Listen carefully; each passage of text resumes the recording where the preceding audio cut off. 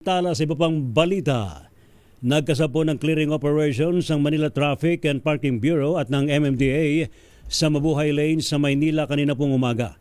Ayon po kay Jack De Acosta, Sector 3 Commander ng MTPB, higit daw po sa may 30 mga sasakyan ng nahatak mula po dyan sa Mabuhay Lane sa Roqueta Street, Tayuman Street, Abad Santos Avenue at maging sa Rizal Avenue.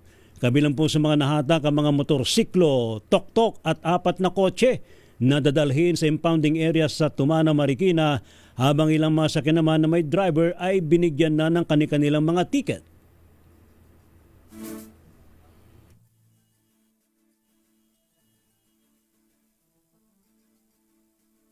Tapos may kotse tayo nakuha kanina ng mga 4. Tapos sa motor ang dami. Mabot tayo ng 30 sa mahigit yung motor. Mga naka-uslap na inoperate natin. Yan. Huwag kayong mag-park sa mga Mabuhay Lanes.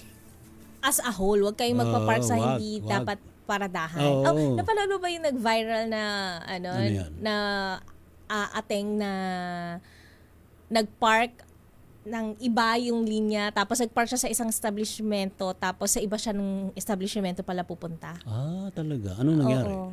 Ayun, nagwala siya kasi nga sinita siya kung bakit siya nag-park dun sa establishment na yun, sa ibang establishment naman pala siya pupunta. Iba yung mga magkakadikit ng mga establishment? Hindi naman.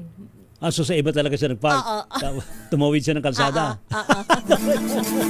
Papakita ko sa iyo mamaya para aware ka. Ayan. Oo, ilan po muna. Iyon ang may bakante. Dito siya magpapark. Sana bibili ka naman kahit isang place man lang. 'Di ba?